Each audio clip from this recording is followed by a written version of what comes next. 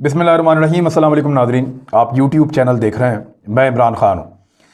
नरेंद्र मोदी के हवाले से हमने थोड़ा सा पहले आपको एक खबर दी थी कि वो पाकिस्तान का दौरा कर सकता है, और ये दौरा करने के पीछे जो सोर्सेज थे जो बता रहे थे वो इंडियन सोर्सेज थे।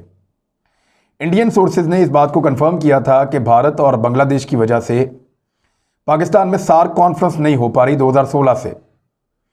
पाकिस्तान बड़ा ईगर है, पाकिस्तान चाहता है कि पाकिस्तान के अंदर ये सार्क कॉन्फ्रेंस हो। ये एक्चुअली 7 मुल्क हैं जिनकी ये कॉन्फ्रेंस होती है साउथ एशिया के, जिनमें नेपाल है, भूटान है, इंडिया है, बांग्लादेश है, श्रीलंका है, पाकिस्तान है, अफगानिस्तान है। ये 7 मुल्क हैं। इन मुल्कों की कॉन्फ्रेंस पाकिस्तान में होनी थी और ढाका से इसका आगाज़ हुआ था। जब ये शुरू हुई थी तो इस्लामाबाद में ये हो नहीं पा रहा था, भारत इसके अंदर रोड़े अटकाता है। अब नरेंद्र मोदी ने हामी भरी और भारतीय सोर्सेज से ये खबर आई कि इंडियन गवर्नमेंट इस्लामाबाद में होने वाली सार्क कॉन्फ्रेंस के रास्ते में रुकावट नहीं बनेगी और नरेंद्र मोदी भी पाकिस्तान जा सकता है इस कॉन्फ्रेंस में। ये खबर आई और ये नवंबर या अक्टूबर में हो सकती है इस साल, यानी अभी तक इसकी डेट कंफर्म नहीं है, लेकिन कोरोना वायरस पे और दीगर चीज़ों पे इसका इन्हिसार है। अगर कोरोना वायरस रहा तो फिर ये वर्चुअल हो सकती है, लेकिन अगर ना रहा तो ये फिजिकली आ सकते हैं सारे लीडर्स। और ये कॉन्फ्रेंस इस्लामाबाद में हो सकती है अक्टूबर या नवंबर में इसी साल के इख्तिताम पे, यानी 2021 में। अब इंडिया ने तो कह दिया हम इसकी मुखालफत नहीं करेंगे और नरेंद्र मोदी इसके अंदर शिरकत कर सकते हैं। ये द प्रिंट उनका एक अखबार है, उसने इसको छापा था, फिर बाकी अखबारात ने वहाँ से लेकर इसको छाप दिया था। हमने इसके ऊपर बात की थी और उसके बाद बड़ी तेज़ी से हमने डेवलपमेंट्स होते हुए देखी। हमने देखा कि पाकिस्तान ने अपना मौक़िफ़ कुछ हद तक तब्दील किया, लेकिन मीडिया और पब्लिक का रद्द-ए-अमल देखकर वो अपने मौक़िफ़ से मुकर गए और इंडिया के साथ जो तिजारत की हामी भरी थी वो ख़त्म कर दी। ये बज़ाहिर देखने में ऐसा लगता है और सारे कहते भी ऐसा ही हैं। मैं आपको बताता हूँ एक्चुअली हुआ क्या है। मैंने काफ़ी सारी खबरें इकट्ठी की हैं, लेकिन पहली मरतबा मैं ये पाकिस्तान से भी, क्योंकि इसकी कन्फर्मेशन आ रही है कि नरेंद्र मोदी इस साल के इख्तिताम से पहले पाकिस्तान आ सकता है। और डॉक्टर मोहित पीरज़ादा हैं, एक जर्नलिस्ट, इससे पहले एक ब्यूरोक्रेट हुआ करते थे, ब्यूरोक्रेसी में इनकी एक अच्छी ग्रिप है, तो इनको ये इन्फॉर्मेशन मिली है और फ़ॉरेन ऑफिस के सोर्सेज से इन्होंने ये बताया कि ये बात अब कंफर्म है हुकूमती ज़राए के मुताबिक कि नरेंद्र मोदी पाकिस्तान आ सकता है और उसके लिए तैयारियां हो रही हैं कि सार्क कॉन्फ्रेंस पाकिस्तान में हो। लेकिन पाकिस्तान का एक मौक़िफ़ है कि कश्मीर के मामले पर जब तक भारत 370 को बहाल नहीं करेगा, हम भारत के साथ बात नहीं कर सकते, तिजारत नहीं कर सकते, मामलात को आगे बढ़ा नहीं सकते। पहला पॉइंट ये है। हम आगे बढ़ने को तैयार हैं, बैठने को तैयार हैं, बात करने को तैयार हैं, लेकिन बात का पहला नुक्ता क्या है, पहली डेवलपमेंट क्या है कि कश्मीर में 370 का खात्मा। ये पहली बात है और उसके बाद फिर बढ़ते जाएं। उसके बाद फिर हम बात करेंगे कश्मीरियों को उनका हक कैसे देना है। आप बात करेंगे आप कितना दे सकते हैं, हम आपको बताएंगे हमें कितना चाहिए, कश्मीरी बताएंगे कि वो क्या चाहते हैं। तो ये फिर आगे बात बढ़ सकती है, लेकिन उसकी आगाज़ जो है उसका वो कम से कम वहीं से होगा कि आप 370 को वापस बहाल करें। ये पाकिस्तान का मुतालबा है। अब हुआ क्या था, ज़रा आप ये खबर ले लें। पाकिस्तान और भारत के दरमियान जो बैकडोर चैनल राब्ते हो रहे थे, उन राब्तों में अरब ममालिक इस्तेमाल हो रहे थे। आपने देखा भारतीय आर्मी चीफ सऊदी अरब भी गए और यूएई भी गए, और ये तारीख में उनका पहला दौरा था किसी भारतीय आर्मी चीफ का। अच्छा, इसके अलावा पाकिस्तान की फौजी क़यादत भी इन 2 मुल्कों में जाती रही। इन 2 मुल्कों के साथ लगातार पाकिस्तान की मिलिट्री और सियासी क़यादत के राब्ते रहे हैं। जनरल राहील शरीफ जो हैं वो पहले ही वहाँ पे मौजूद हैं और कमान कर रहे हैं बहुत बड़ी इस्लामिक फ़ौज की, जबकि भारत के उनके साथ एक और अच्छे ताल्लुकात हैं। कुछ मगरबी ममालिक के कहने पर बतौर सालिस अरब ममालिक, जिनमें 2 पेश हैं, नंबर 1 यूएई और सऊदी अरब, ये दोनों पाकिस्तान और इंडिया के बीच में बैकडोर चैनल्स का राब्ता का जरिया बने हुए थे। यानी बैकडोर चैनल राब्ते का मैं तरीकाकार आपको समझा देता हूँ। यहाँ पे जो अडॉप्ट हुआ है वो ये नहीं हुआ कि इन्होंने खुफिया मुलाकातें की हैं जाके दुबई में पाकिस्तानियों ने या इंडियंस ने, या सऊदी अरब में खुफिया मुलाकातें की हैं, ऐसा नहीं हुआ। पाकिस्तानी अपना मौक़िफ़ बताते थे सऊदीज़ को या यूएई के लोगों को जो इसके अंदर मीडिएशन का किरदार अदा कर रहे थे, और ये मौक़िफ़ वो इंडियंस को बताते थे, फिर इंडियंस अपना मौक़िफ़ इनको बताते थे, फिर ये पाकिस्तान को बताते थे। ये तीसरे प्लेयर का किरदार ये था। बराह रास्त कोई कन्वर्सेशन नहीं हुई। ये बैकडोर चैनल्स का यही तरीकाकार है कि ए और बी की लड़ाई है, वो आपस में कभी बात नहीं करेंगे, वो दोनों सी से बात करेंगे और सी इन दोनों को बताएगा। तो पाकिस्तान ने कहा कि बराह रास्त बातचीत करने के लिए भी तैयार है, लेकिन इंडिया 370 को बहाल करे। भारत ये चाह रहा था 2020 में, और लगातार वो ये कह रहा था पाकिस्तान को कि आप हमारे साथ जो DGMOs का जो ऑपरेशन का पूरा एक सिस्टम था उसको बहाल कर लें, क्योंकि लाइन ऑफ कंट्रोल पे बहुत खर्चा हो रहा है, लड़ाई बहुत बढ़ रही है। भारत ने 2 अरब अमेरिकी डॉलर खर्च किए हैं एक साल में, पाकिस्तान ने कुछ 1.2 अरब अमेरिकी डॉलर खर्च किए हैं एक साल में। तो ये बड़ी ठीक ठाक रकम है जो दोनों मुल्कों ने खर्च की। एक ने 200 करोड़ डॉलर खर्च किए, एक ने 120 करोड़ डॉलर्स खर्च किए हैं, अमेरिकी डॉलर्स, इस लाइन ऑफ कंट्रोल की लड़ाई में। और बहुत सारी जानें भी ज़ाया हुई दोनों तरफ, और बड़ा नुकसान सिविलियंस का भी हुआ। तो इस वजह से भारत ये बड़े अरसे से कह रहा था, लेकिन पाकिस्तान इसलिए नहीं कर पा रहा था कि पाकिस्तान चाइना को बीच रास्ते में नहीं छोड़ सकता था, क्योंकि भारत ने जब ये ख्वाहिश की बैकडोर चैनल से कि आप हमारे साथ ये वाला मुआहदा कर लें, तो पाकिस्तान ने इसका इनकार इसलिए कर दिया कि उस वक्त चाइना की और भारत की लाइन ऑफ एक्चुअल कंट्रोल पे लड़ाई लगी हुई थी। और चीन पाकिस्तान का एक बड़ा ज़बरदस्त इत्तेहादी है, हथियार मिलकर बनाते हैं, आपस में बहुत प्यार करते हैं, इकट्ठे रहते हैं, दोनों का मुस्तकबिल एक दूसरे के साथ वाबस्ता है, और दोनों अब एक दूसरे को धोखा नहीं देना चाहते, एक दूसरे का बाजू बनना चाहते हैं। तो चाइना को पाकिस्तान ने धोखा नहीं दिया। हालांकि माजी में ऐसा हुआ है कि कारगिल के वक्त चाइना ने पाकिस्तान की बात नहीं मानी, अटैक नहीं किया, और 1962 की जंग में पाकिस्तान ने चाइना की बात नहीं मानी और अटैक नहीं किया, वरना कश्मीर और लद्दाख का मसला बहुत पहले हमेशा के लिए हल हो जाता। 2 दफ़ा मौका आया था, दोनों ने एक दूसरे की बात नहीं मानी, लेकिन इस दफ़ा पाकिस्तान ने चीन का साथ दिया। और जब तक चीन लाइन ऑफ कंट्रोल के ऊपर, लाइन ऑफ एक्चुअल कंट्रोल के ऊपर भारत के साथ लड़ाई करता रहा, तब तक पाकिस्तान ने भारत के साथ किसी किस्म का कोई मुआहदा नहीं किया। जब चाइना ने अपना मामला नॉर्मलाइज कर लिया और अपने टारगेट अचीव कर लिए, और उनमें एक टारगेट यह भी था कि गिलगित बल्तिस्तान को हमेशा के लिए महफूज बनाना है और सी पैक को हमेशा के लिए महफूज बनाना है, भारत के शिकंजे से बाहर रखना है, और कुछ चोटियां उनको चाहिए थी, उन्होंने ले लिया। अब जब चाइना ने नॉर्मलाइज कर लिया, तो उसके बाद पाकिस्तान ने चाइना से मुशावरत के साथ भारत के साथ जो DGMOs का जो ऑपरेशंस का एक सिस्टम था उसको बहाल कर दिया। तो ये भारत की ख्वाहिश थी और पाकिस्तान ने किया। और पाकिस्तान ने किया कब? जब जो थर्ड पार्टी थी, जो अरब थे, उन्होंने पाकिस्तान को इसके बदले में कहा कि जनाब आप हमारे साथ कोऑपरेट करें, हम आपका ख्याल रखेंगे और भारत के साथ आप सुलह और अमन करें, यही इस खित्ते के लिए बेहतर है।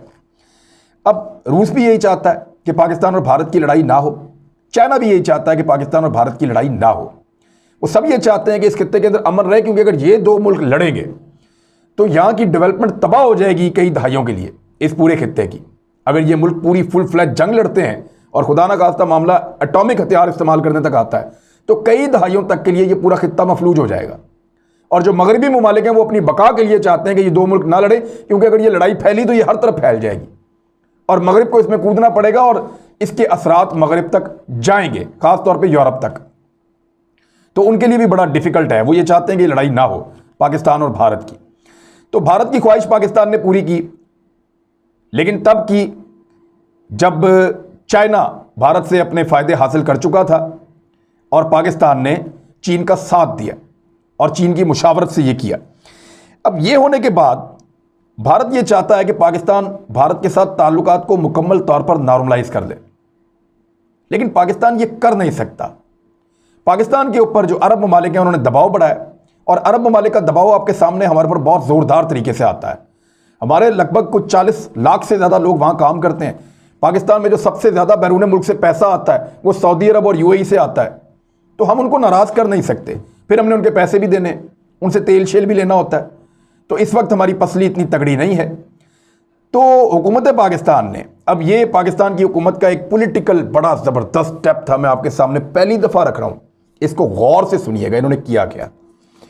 हुआ ये कि जब सऊदी अरब ने और UAE ने पाकिस्तान के ऊपर बहुत दबाव डाला कि आप मेहरबानी करके भारत के साथ तिजारत शुरू करें, कोई काम तो शुरू करें, आगे बढ़ें, तो पाकिस्तान ने उनको कहा कि जी हमारी पॉलिटिकल कैपिटल बहुत ज़्यादा खर्च, यानी हमें इसकी सियासी तौर पे बहुत नुकसान होता है। पाकिस्तान के अंदर ये बहुत मुश्किल है कि आप भारत के साथ तिजारत शुरू कर दें उस वक्त जब वो कश्मीरियों को मार रहा है, ये मुमकिन नहीं है। लेकिन पाकिस्तान पे गैर मुल्की फोर्सेस ने बहुत दबाव डाला, अमेरिका ने भी दबाव डाला, बरतानिया ने भी दबाव डाला, पाकिस्तान के कई दोस्त ममालिक ने कहा, ये 2 अरब ममालिक बहुत दबाव डाल रहे थे कि आप करें तजारत भारत के साथ, रास्ते खोलें, डेवलपमेंट करें, आगे बढ़ें, कश्मीर का भी मसला हल हो जाएगा।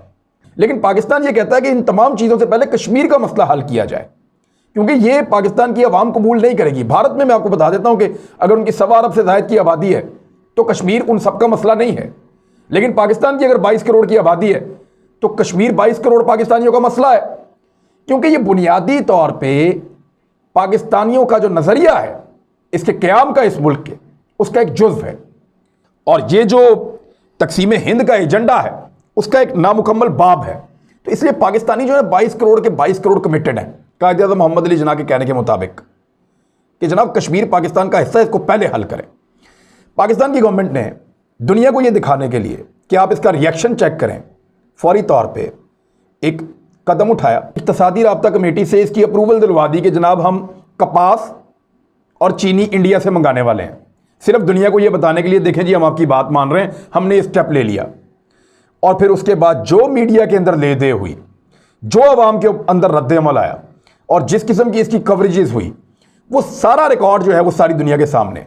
और फिर काबीना के अंदर बैठे और काबीना ने उसको उड़ा के रख दिया, मुस्तरद कर दिया।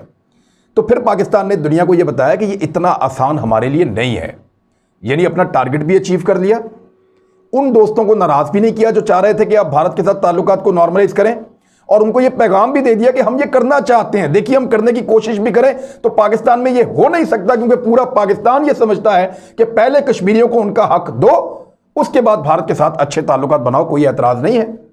श्रीलंका मुसलमान मुल्क तो नहीं है, हमारे बड़े शानदार ताल्लुकात हैं।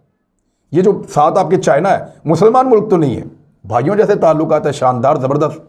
ये रशियन मुसलमान है, ये अमेरिकन मुसलमान है, दुनिया के और बहुत सारे मुल्क हैं जो मुसलमान नहीं है, पाकिस्तानियों के ज़बरदस्त ताल्लुकात हैं।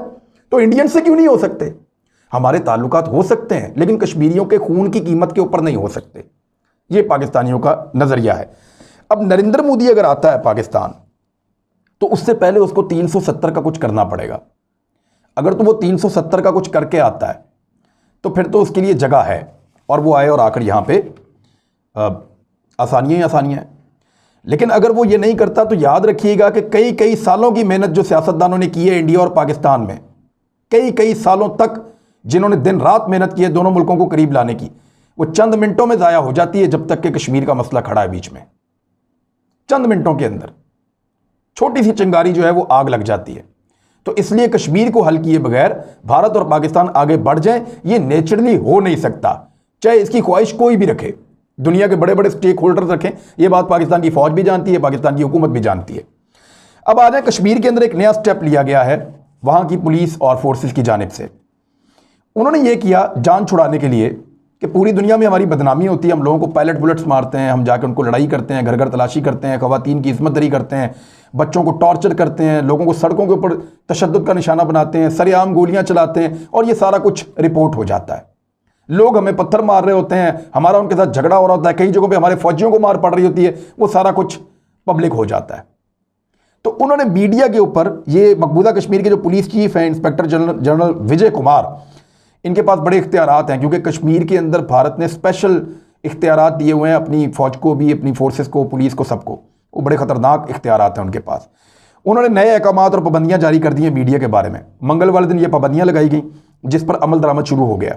उन्होंने कहा मीडिया के लोग और नुमाइंदगान को ऑपरेशन वाली जगहों के नज़दीक जाने से रोक दिया गया और लाइव कवरेज भी बंद करवा दी गई है। किसी ऐसे वाक़े को रिपोर्ट नहीं किया जा सकता जहाँ पे लड़ाई झगड़ा हो रहा हो या इस किस्म के मनाजिर हों। कश्मीर में फोर्सेस का सबसे बड़ा मसला ये है कि उन्हें जाली ऑपरेशन के दौरान मीडिया रिपोर्टिंग और कवरेज का डर लगा रहता है, और कई मकामात पर और कई वाक़यात में भारतीय फौज बुरी तरह एक्सपोज होती है, उनकी बहादुरी के पोल खुल जाते हैं। अब उन्होंने मीडिया पर पाबंदी लगाकर इसका हल ढूंढ लिया है।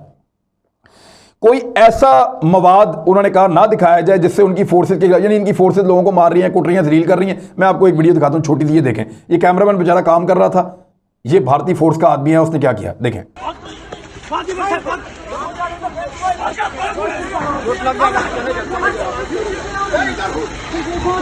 ये देखें, ये मामूल की बात है, ये रोजाना वैसे भी टॉर्चर करते हैं। ये तो एक छोटा सा ये कवर हो गया, ये पत्थर मारते हैं, डंडों से मारते हैं, ये लटा के मारते हैं, उठा के ले जाते हैं। तो इस किस्म के काम ये मीडिया के खिलाफ वहाँ पे कर रहे हैं। और ये सिक्योरिटी फोर्सेस के पास पहले ही ख़तरनाक तरीन इख्तियारात वहाँ पे मौजूद हैं। अब अल जज़ीरा के ऊपर ये एक रिपोर्ट चली है पूरी, और ये वीडियो भी मैंने आपको अल जज़ीरा से उठा के दिखाई है। तो आपके सामने है सूरत हाल के भारत अब कश्मीर के अंदर बजाय इसके कि वो कश्मीर के हालात को ठीक करे, 370 को बहाल करे, वो वहाँ के हालात को छुपाने की जो एक्सरसाइज है उसके ऊपर अमल पैरा हो गया है। देखिए, मोदी को ये बात समझ आ गई है कि कुछ ना कुछ करके उसको तिजारत में, सी पैक में, बेल्ट एंड रोड के मंसूबे में अपना हिस्सा लेना पड़ेगा। उसकी लगभग 1.5 अरब की आबादी होने वाली है। उस आबादी का पेट पालना आसान नहीं है, और एक मुल्क इतना कुछ नहीं कर सकता जब तक कि वो दूसरे मुल्कों के साथ अपने आप को जोड़े ना। यूरोप और अमेरिका बहुत दूर पड़ते हैं, और उसके रास्ते में बहुत सारे ऐसे मुल्क हैं जो चीन के इत्तेहादी हैं। तो भारत लड़ाई करके आगे नहीं बढ़ सकता, उसको अब हम सबके साथ मिलकर चलना होगा। नरेंद्र मोदी ये बात समझ गया है। वज़ीर आज़म को मैसेज करना, ट्विटर के ऊपर उनकी सेहत दरियाफ्त करना, उसके बाद जो है वो एक ख़त लिखना यौम पाकिस्तान के मौका के ऊपर, ये सारी चीज़ें इस बात का सबूत हैं कि भारत क्या चाह रहा है। DGMOs की सतह के ऊपर जो उन्होंने ऑपरेशंस को बहाल किया है, बैकडोर चैनल से मुज़ाकरात करना, सार्क कॉन्फ्रेंस के लिए ग्रीन सिग्नल देना, ये सारी चीज़ें बताती हैं कि भारत कश्मीर के इशू पर अगर हटदर्मी छोड़ दे तो वो एक अच्छा स्टेक होल्डर बन सकता है इस सारे तरक्याती अमल का। लेकिन पाकिस्तान का मौक़िफ़ बड़ा जायज़ है, और पाकिस्तान ने इस केस को बड़ा डिप्लोमेटिकली समझदारी से लड़ा है। आप गौर कीजिए, हमने अपने दोस्तों को या तीसरे फरीक को नाराज़ भी नहीं किया। अगर इसको भी अच्छी खारजा पॉलिसी नहीं कहेंगे तो किसको कहेंगे? हमने दुनिया को ये भी बता दिया कि हम आपको नाराज़ नहीं करते, ये देखिए हम ये करने वाले थे। आप अवामी रद्द-ए-अमल देखिए, आप काबीना का रद्द-ए-अमल देखिए, आप पार्लिमान का रद्द-ए-अमल देखिए, आप मीडिया का रद्द-ए-अमल देखिए कि कितना ज़बरदस्त रद्द-ए-अमल आया। तो पाकिस्तान नहीं कर पाएगा, हमारे हाथ बंधे हुए हैं। ये 22 करोड़ लोगों की इज्जत नफ्स का मसला है, उनके दिलों की धड़कन का मसला है, वो इसको अपनी शारक समझते हैं। तो एक तो बैनुल अक़वामी सतह पे बड़ा ज़बरदस्त पैगाम भी गया, और उनको ये भी बताया गया कि हमने आपके पैगाम को संजीदा लिया और आपके कहने के मुताबिक करने की कोशिश की, लेकिन हम वो कर इसलिए नहीं पाए कि हमारी पब्लिक किसी और तरह सोचती, और हमने आपको दिखा भी दिया।